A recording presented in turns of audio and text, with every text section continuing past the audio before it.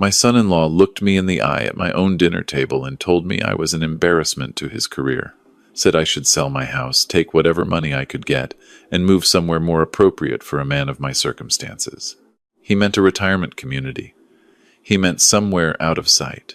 What Derek Marsh didn't know, what he'd never bothered to find out in 4 years of marriage to my daughter, was that I owned the office building his law firm worked out of, the parking garage next door, and 6 other commercial properties within 3 miles of his desk. When he handed me a folded real estate brochure for a 55-plus community in Pooler and said it would be better for everyone, I didn't say a word. I just nodded and told him I'd think about it. That night, I made 2 calls. Derek Marsh spent the next 30 days learning that the most dangerous man in the room is the one everyone's already dismissed. My name is Frank Calloway. I'm 64 years old. I drive a 2003 Ford F-250 with a cracked side mirror I've been meaning to fix for 2 years.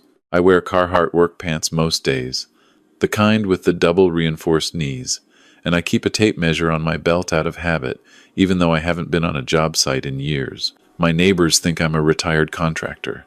My daughter's friends think I'm a widower, living off savings and Social Security. Derek thinks I'm a liability. None of them have ever asked what I actually did with my time. My wife, Ruth, passed 9 years ago. Breast cancer, diagnosed in the spring, gone by November. She was 53 years old and the smartest person I ever knew. And for the 28 years we were married, she was the only one I ever told everything to. After she died, I kept running the company the way she and I had always run it, quietly, carefully, without any need for anyone else to know the details. Ruth used to say that the man who needs people to know what he's worth has already told you he doesn't believe it himself. I believed it. I still do. Callaway Development Group.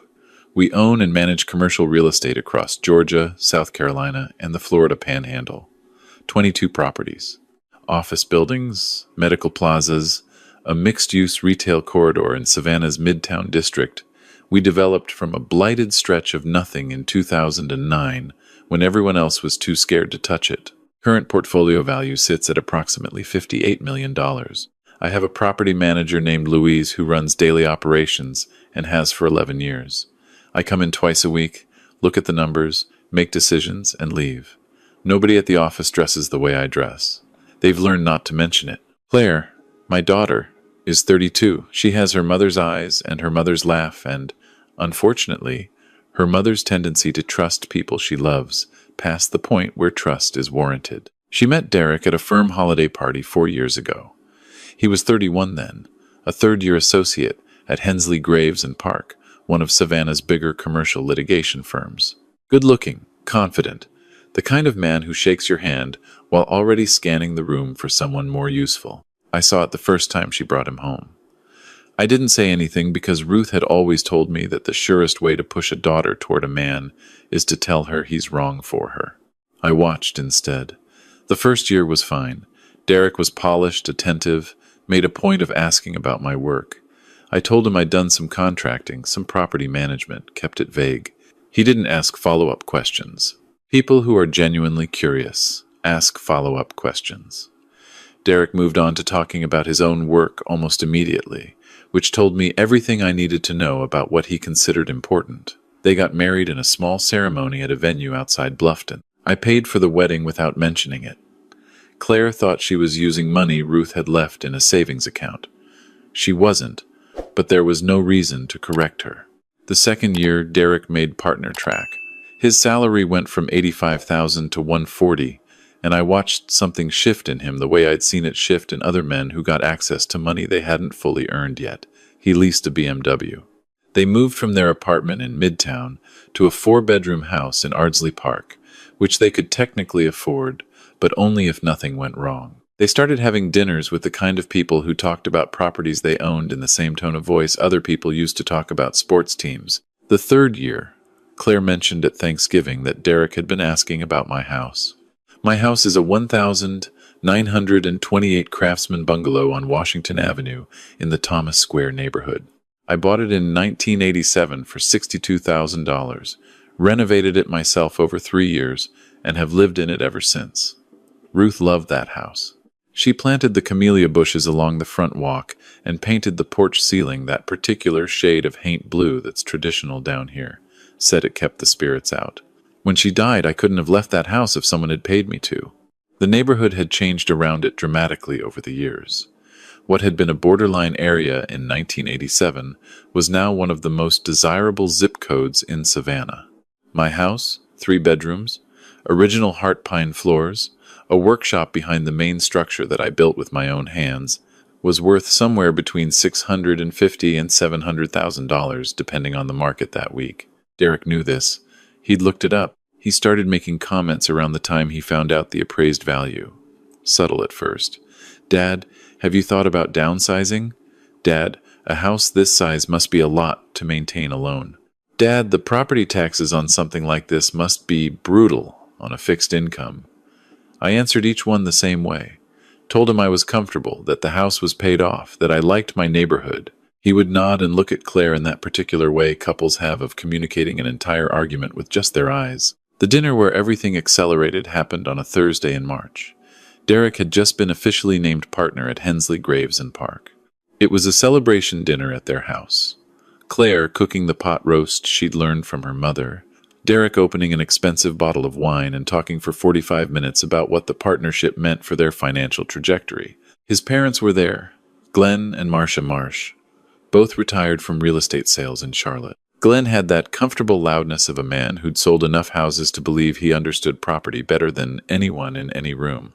Halfway through dinner, Glenn said it directly. "Frank, I'll be honest with you because Derek's family now. That house of yours on Washington Avenue is sitting on a gold mine. You pull out that equity, you could set yourself up very nicely somewhere easier to manage.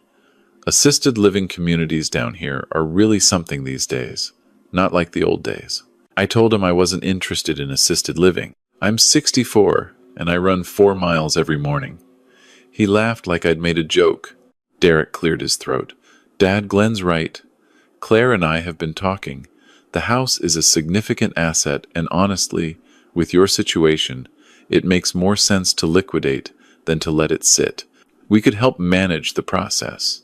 Make sure you get the best value." My situation. I asked him what he meant by that. Derek set down his wine glass with the careful precision of a man choosing his words. "Dad, you're on a fixed income. You're alone. That house needs work. The foundation has some settling on the east side. The electrical is probably original to the house, and you're burning money in property taxes every year that you could be investing. Claire and I have the stability now to take on a property like that.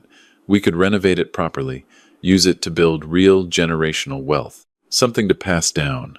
Something to pass down. Built with my money, maintained with my money, on land I'd owned for 37 years. I asked him when he'd had the foundation evaluated. He hesitated. We had someone take a look a few weeks ago, just to understand what we'd be taking on. They'd sent someone to look at my house without telling me. I picked up my fork and kept eating. Told them I'd think about it. Marcia smiled at me with the particular warmth of someone who believes they've just done you a favor. Glenn refilled my wine glass. Derek nodded at Claire, satisfied, like a thing had been resolved. That night I drove home, sat on the porch, under Ruth's haint blue ceiling, and thought about the expression on Derek's face when he'd said the word generational, like he'd invented the concept. Like I was an obstacle in a plan, rather than the man who'd built everything the plan was trying to reach for. I went to bed. In the morning, I called Louise. Louise Tran has been my property manager for 11 years, and she knows more about the mechanics of Callaway development than I do. She picked up before the second ring because she always does. I told her I needed to look at the lease situation at Hensley Graves and Park. She pulled it up while I was still talking.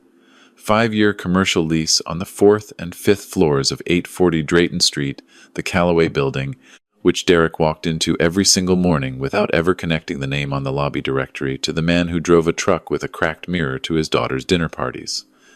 Lease renewal was coming up in August. "Louise," I said, "I want to review our renewal position on that property. Full market rate analysis, no grandfather clauses, and pull together a summary of our options on the parking structure next door. Patterson Legal just vacated their floor. I want to know what we can do with that space." She was quiet for a moment. "Frank, is this about your son-in-law? I told her it was about running a responsible portfolio. She laughed, which she is allowed to do, and said she'd have everything ready by Friday. I made my second call to my attorney, a man named Bill Okafor, who I've worked with for 15 years and who is constitutionally incapable of being surprised by anything. Bill, I said, I need to look at my estate documents, and I need them airtight before the end of the month. All of it. The trust structure, the property holdings, the succession arrangements, everything. And I need to know what my options are if someone tries to make a legal argument about my capacity to manage my own property. Bill asked who was making that argument. I told him nobody yet. I wanted to be ready before they did. He said he'd rearrange his week. I should explain something here because I know what it sounds like. It sounds like I was being secretive, like I'd deliberately kept my family in the dark for some calculated reason. The truth is simpler and harder to explain to people who measure relationships by net worth. Ruth and I decided early on that we would live on what we needed, save what we could, and not let money define how people saw us or how we saw ourselves. We drove practical vehicles. We cooked at home. We took road trips instead of international vacations. We gave to causes we believed in without announcing it. And we raised Claire in a house where she earned her allowance, worked part-time through high school, and understood that her parents were comfortable without ever fully grasping the scale of what comfortable meant. That was intentional. We wanted her to build her own identity before she had any reason to define herself by inheritance. I think it worked. Claire is kind and capable and hardworking. The problem wasn't Claire. 3 weeks after the dinner, a document arrived at my house by certified mail. It was from a real estate attorney I didn't recognize, letterhead out of Charlotte, which told me Glenn Marsh had made some calls. The letter stated that, given my age, my sole occupancy of a property significantly above my demonstrated income level, and the potential benefits to my financial security and physical well-being, my family was prepared to assist me in exploring a transition to more suitable housing. There was a proposed timeline. There was language about ensuring I received proper care as I aged. There was a line that I read 3 times because I wanted to make sure I hadn't misunderstood it. The line said that if I declined to engage with this process voluntarily, my family was prepared to explore legal avenues to ensure my welfare and the responsible management of my estate. Legal avenues. I set the letter on my kitchen table, the same table where I'd helped Claire with homework for 12 years, and I felt something go quiet inside me. Not anger, exactly. Closer to clarity. I called Claire. She answered on the second ring, sounded distracted. Dad, hey, is everything okay? I asked if she'd seen the letter. She hesitated.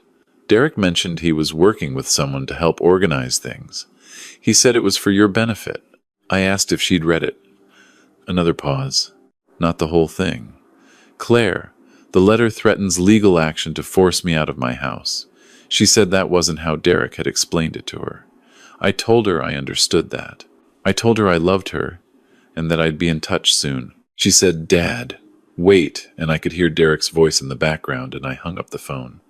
I drove to my office on Abercorn Street, the one in the building nobody knows I own, and I sat down with Louise and Bill, and we mapped out exactly what was going to happen next.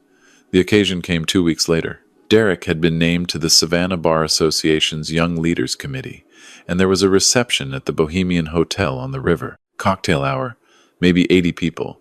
Other attorneys, some judges, local business figures, the kind of crowd that Derek had worked his whole adult life to be invited into. Claire had called twice to ask if I was coming. I said I wouldn't miss it. I wore khaki work pants and a plaid flannel shirt, the same tape measure on my belt. I drove the F-250 and parked in the structure on Barnard that charges $12 an hour, which is mine too, though I didn't think about that until I was walking away from it. The Bohemian's event space was warm and gold-lit, full of the particular hum of professionally ambitious people networking at full speed.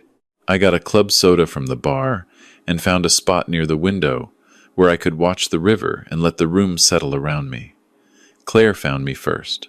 She looked beautiful and stressed, which is how she always looks at Derek's professional events. She hugged me tight and whispered, Dad, please don't let him start anything tonight. I told her I wasn't starting anything. That was entirely true. Derek worked the room for 40 minutes before he got to me. When he finally came over, he had two other men with him, both attorneys from competing firms, and he wore the particular expression of a man who is about to demonstrate something. "Frank, glad you could make it. You remember Paul Hensley? My managing partner." I shook Paul Hensley's hand. I knew Paul. He didn't know me. "And this is Gordon Reeves, GR Capital. They handle commercial acquisitions around the coast." Gordon Reeves shook my hand with the distracted half-attention of a man who had already decided I wasn't useful. "So Frank," Derek said, "what keeps you busy these days?" I told him a little property management, some construction consulting. Derek smiled at Paul and Gordon with the patient tolerance of someone managing an elderly relative. "Frank's been in the trades his whole career. Good honest work." He put his hand briefly on my shoulder. "He's thinking about simplifying his life a bit, aren't you, Dad? Selling the house. Looking at some of the newer communities over in Pooler." Paul said those developments were nice. Gordon said he'd heard good things about the Pooler corridor. I sipped my club soda. I said, "Gordon, what kind of acquisitions does GR Capital focus on?" He launched into it immediately, the way people do when you give them the floor. Commercial and mixed use primarily. "We've been looking hard at the Thomas Square and Starland corridors. A lot of upside left in that market. The challenge is the current ownership in some of those properties is fragmented. Hard to put together a contiguous acquisition." I asked which properties specifically he'd been looking at. He listed 3 of them, all mine. Derek was watching me with the slightly bored expression of a man waiting for the conversation to return to him. I said, "Those are interesting targets. I know the owner of 2 of those properties well. He's been approached before and declined. He tends to hold long-term." Gordon looked mildly more interested. "You know who holds the paper on the Drayton corridor?" "I do, yes." Derek said, "Frank does some property management work. He might know some of the smaller landlords in the area." I looked at Derek. Then I looked at Paul Hensley, who was looking at his phone with the distracted air of a man who had better conversations waiting. "Paul," I said, "I've been meaning to introduce myself properly. I own the building your firm leases out of." Paul looked up from his phone. 840 Drayton, I said. 4th and 5th floors, 22,000 square feet.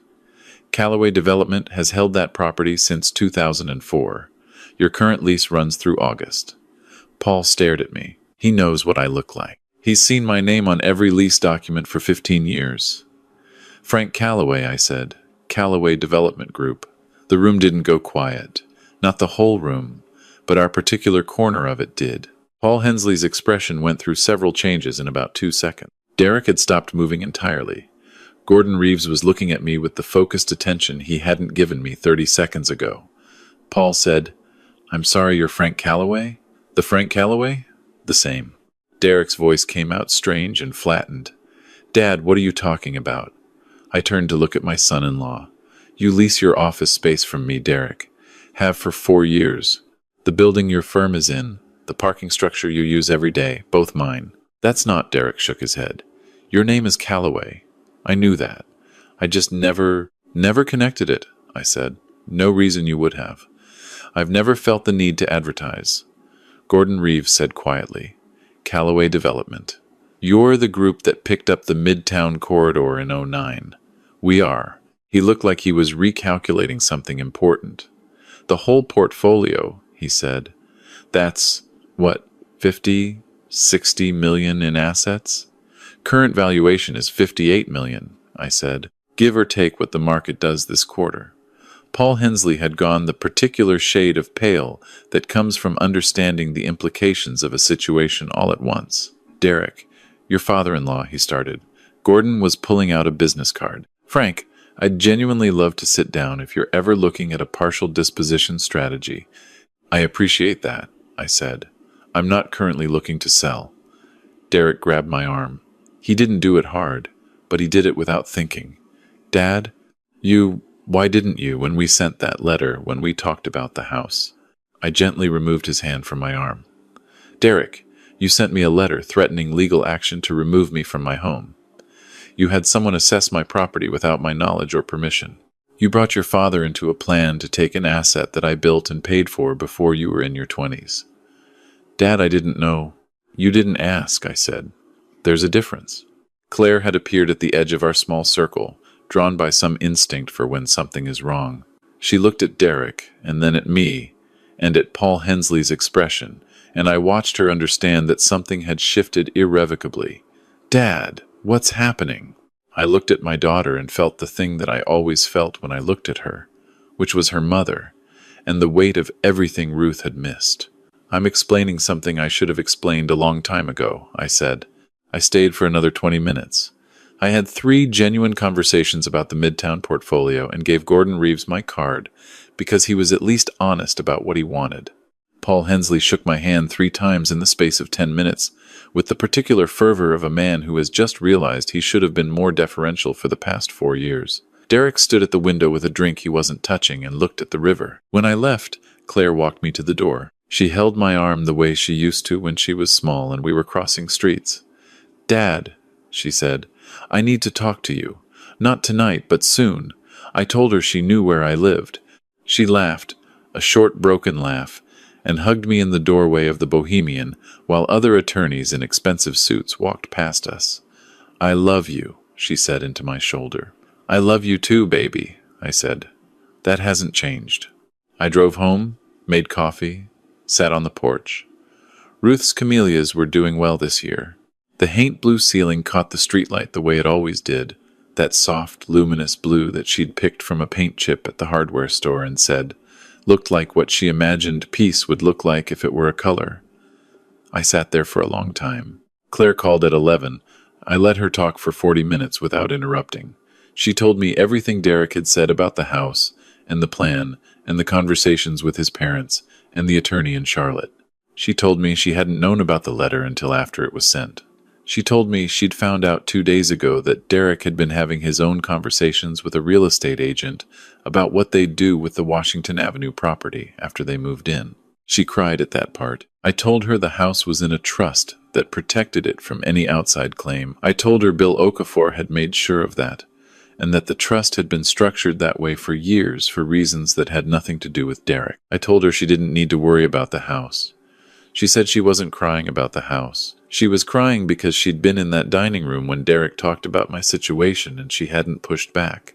She'd let him use that word, situation, to describe her father's life, and she hadn't corrected him. I told her that was the thing we needed to talk about. Not tonight, though. Tonight she needed to go home and have a conversation with her husband, and I needed to sleep. The next 2 weeks were quiet, in the way that bad weather is quiet before it moves through. Paul Hensley called Louise on a Monday morning about the lease renewal. He was polite, professional, and extremely interested in our renewal terms. Louise told him we'd be operating at current market rates, a significant increase from the grandfathered rate Hensley, Graves, and Park had been paying for the past several years. She was pleasant about it. It was purely a business decision. The firm had until June to respond. Derek, I heard through Claire, was having a difficult month. The partners at his firm had become suddenly, visibly aware that the Callaway account, which generated a not insignificant portion of their commercial real estate litigation work, was connected to their colleague's father-in-law, a fact none of them had previously understood. There were conversations behind closed doors. Derek, to his credit, had not blamed anyone but himself in those conversations, which I heard about and noted. Glenn Marsh called me directly, which I hadn't expected. He was gruffer on the phone than he'd been at the dinner table, stripped of the wine and the social performance. "Frank," he said, "I think there's been some miscommunication." I asked him to be specific. He said the letter from Charlotte had been Derek's idea, but that he, Glenn, had suggested the attorney, and that he felt some responsibility. He said he hadn't understood the full picture, and that he should have spoken to me directly, instead of making assumptions. It was the closest thing to an apology he was capable of. I acknowledged it. I told him I appreciated the call. I told him I didn't hold it against him as long as it didn't happen again. He said it wouldn't. We hung up. I respected him marginally more for having made the call at all. Claire came to see me on a Saturday morning, 3 weeks after the reception. She came alone. She was wearing jeans, and one of her mother's old sweaters that she'd taken from the house years ago, the dark green one with the fraying left cuff, and she looked like herself in a way she sometimes didn't when she was in the middle of Derek's world. She sat across from me at the kitchen table with coffee and said, "Dad, I need to ask you something, and I need you to tell me the truth." I told her I always had. She said, "Did you know we were going to try to push you out of the house? Did you set all of this up because you already knew what we were planning?" I thought about that. I told her the truth, which was that I didn't know the specifics. I'd known something was coming. The foundation inspection without my knowledge, the conversation at Thanksgiving, the way Derek had been measuring my house with his eyes for 6 months. I'd seen it building. I'd made sure I was prepared before it arrived, but I hadn't orchestrated it. I'd just been ready. She was quiet for a while. She looked at the kitchen, at the high ceilings, and the original picture rail and the window over the sink where Ruth used to keep herbs growing in small terracotta pots. Claire had replaced them without being asked the year after her mother died. There were 3 pots of basil and a struggling rosemary up there now. "Dad," she said, "why didn't you tell us? About the company, about the money. Not because you owe us anything. Just why?" I wrapped both hands around my coffee mug and tried to find the right words, which I'd been trying to find for 9 years. "Your mother and I talked about it a lot after you were born. We'd both grown up watching people we knew get changed by money. Not always in obvious ways. Sometimes it was just a kind of softening, where the hard parts of life stopped reaching them, where they stopped having to figure things out on their own because there was always a cushion. We didn't want that for you. We wanted you to know what things cost, what work felt like, what it meant to build something from nothing. We thought that mattered more than knowing we could have paid for any problem you ever had."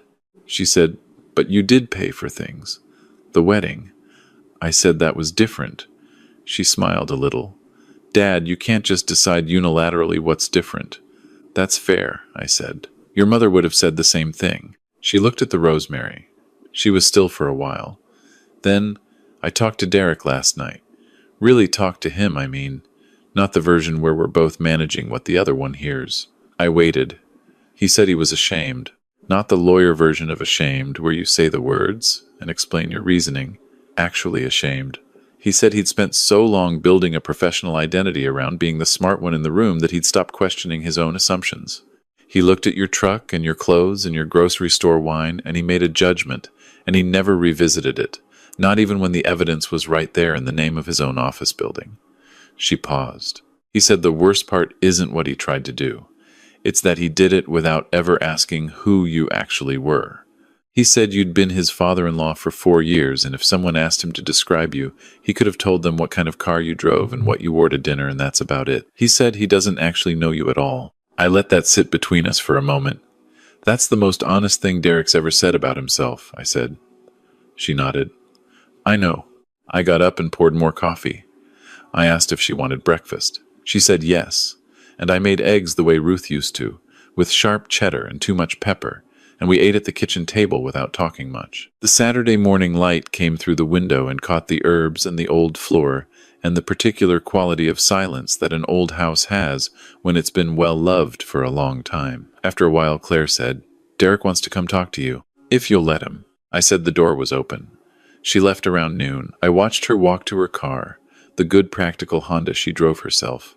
None of Derek's influence there, and felt something settle in my chest that had been unsettled for months. Derek came the following Sunday. He knocked instead of ringing the bell, which I noticed. He was wearing regular clothes, not the polished attorney presentation he usually brought to family occasions. Jeans, a simple gray pullover, and the slightly undefended expression of a man who has decided not to manage the conversation before it starts. I let him in. We sat in the living room. He started talking before I'd sat down. He said he'd been thinking about what he would have done if the positions were reversed. If he had been the one with the house and the life and the history, and someone had sent a legal letter telling him to vacate. He said he'd thought about it for a long time, and he still couldn't figure out how he'd rationalized it to himself. He said the rationalization had been that he was helping, that he was being practical and forward-thinking, that he was doing what smart people did with capital. He said he understood now that what he'd actually been doing was telling himself a story where he was the capable person and I was the burden, because that story was more comfortable than asking questions. I said, "Derek, do you know what made you capable?" He looked up. I said, "Every break you caught, someone made possible. The firm that recruited you from your law school, someone built that firm. The clients who trusted you with their work, Someone earned that trust before you walked in the door. The building you practice out of. Someone spent 30 years making it worth practicing out of. Most of the infrastructure of the life you think you built yourself was built by people you never thought to ask about. He said, like you. I said, not just me. Like everyone who came before you in every room you've ever walked into, feeling like you earned the right to be there. He was quiet. I don't say this to take anything away from you, I told him. You're good at your work. I've asked about you professionally and I've heard good things. But good at your work and deserving of everything are not the same thing. The first you've earned. The second is something you're going to have to stop expecting. He nodded. His hands were clasped between his knees, and he had the posture of a younger man than he usually presented, less architecture in it. He said, I need to ask you something too. I told him to ask. He said, the lease renewal, is that going to be a problem for the firm? He wasn't asking for himself. He said it straightforwardly, almost clinically. He said Paul Hensley and the partners were worried, and he wanted to know the truth so he could stop trying to manage the uncertainty. I told him the lease renewal would be at market rate, full stop, that it had nothing to do with what had happened personally, and everything to do with the fact that I'd been offering below market terms for years, and that had to correct itself regardless. I told him nobody at the firm would lose their jobs over our family situation, and that their work with Callaway Development as a legal client would continue unaffected as long as their work continued to be good. I told him I was capable of separating business from personal, and that I expected him to be the same. He said, thank you. He said it simply, without the professional overlay. I said, Derek, how's your caseload right now? He said it was substantial. I told him that Callaway Development would be doing a significant refinancing of 3 properties in the spring, and that we'd be looking at a new legal team for that work. I told him Bill Okafor was handling my personal estate, but that the corporate work was up for review. I told him that if he was interested, he should put together a proposal and have it on Louise's desk by the end of the month, and that it would be evaluated on its merits, the same as anyone else's proposal. He stared at me. Why would you? Because you're good at your work, I said, and because I'd rather give work to someone I know than someone I don't, if the work is worth giving. He said he didn't deserve that. I said probably not, but I wasn't doing it because he deserved it. I was doing it because Claire loved him, and because Ruth had always said that the measure of a man wasn't what he did when things were easy, it was what he did when he'd been fairly beaten and had to rebuild from the ground. I told him this was his ground-level moment, and I was interested in seeing what he built. He didn't say anything for a little while. When he did speak, his voice was different, pulled down from the professional register to something underneath it. He said he was sorry, not for the consequences he was dealing with, or the professional awkwardness, or any of the things that had practical costs. He said he was sorry for having looked at me for 4 years and decided he already knew what I was. He said that was the thing he was most ashamed of, and that he understood if I never fully trusted him, but that he was going to spend a long time trying to earn the right to be in this family properly. I looked at my son-in-law for a long moment. I thought about Ruth, and about what she would have said, which I knew because I'd known her for 28 years. She would have said that people are always capable of being better than the worst thing they've done as long as they're willing to do the work. She would have said that holding a door open for someone trying to walk through it wasn't weakness. She would have said, Frank, let the boy try. I told Derek he could start by coming to dinner on Thursday. He said he would. He left, and I walked through my house, the pine floors and the haint blue ceiling visible through the doorway to the back porch, the camellia bushes along the front walk, the workshop behind the house where I'd built things and fixed things and spent the better part of my adult life working out who I was in the spaces between work and fatherhood and marriage and grief. I ran my hand along the kitchen counter, the same one I'd built when Claire was 7 and had asked if she could help, and I'd let her, and she'd hammered her thumb and cried, and then kept going. I thought about the man I'd been at Derek's age, 35 and certain about everything, full of the particular confidence that comes before life has taken enough away from you to make you humble. I thought about the things I'd assumed and the people I'd underestimated and the lessons that had cost me before I learned them. The company didn't make me. The company was the record of who I'd already become before I built it. Same with the house, and the truck, and the tape measure on my belt that I kept out of habit. None of it was performance. All of it was just my actual life. Lived the way Ruth and I had decided to live it, without needing anyone else to validate the terms. On Thursday, they came for dinner. Derek wore jeans again. Claire brought flowers from the grocery store, the same ones I always brought to family dinners, and I caught something in her expression when she handed them to me, a small, private communication that said she understood now what the gesture had always meant. They stayed for 3 hours. Derek asked about the Midtown corridor development and listened. Actually listened, without steering the conversation back to himself. Claire made her mother's pound cake from memory and got the glaze almost exactly right. When they left, Derek shook my hand at the door. It was different from the handshakes I'd gotten from him before, less presentation in it, more weight. I watched their taillights disappear down Washington Avenue, and then I went back inside and called Louise and told her to set up a meeting with the refinancing proposal team for the following week. Then I went to the porch and sat under the blue ceiling and thought about Ruth the way I did every evening, though less with the heavy grief of the early years and more with the companionable sense of someone who is gone, but whose presence is embedded in everything around you. The camellia bushes and the painted ceiling and the pound cake recipe memorized by your daughter and the particular slant of late light through the kitchen window. I thought about what I'd told Gordon Reeves at the Bohemian when he'd asked about the portfolio. Not looking to sell. That was still true. I'd built it to keep. Not as an inheritance, not as leverage, not as a number to cite in rooms full of people who equated worth with wealth. I'd built it because building things was what I knew how to do, and because Ruth had believed I could, and because there had been a cold Thursday in 1996 when I had $22 in my checking account and a baby, daughter, and a wife who was working double shifts, and I had made myself a promise about what the rest of my life was going to look like. The rest of my life looked like this: a paid-off house on Washington Avenue, a tape measure on my belt, a cracked mirror I'd been meaning to fix, and a daughter who finally knew who her father was. That felt like enough. That felt like everything. If you're watching this, leave a comment and tell me where you're from. I read them, and whatever you've built, whether it's visible to the room or not, don't let anyone tell you it doesn't count. The best things you'll ever make are the ones you made when nobody was watching.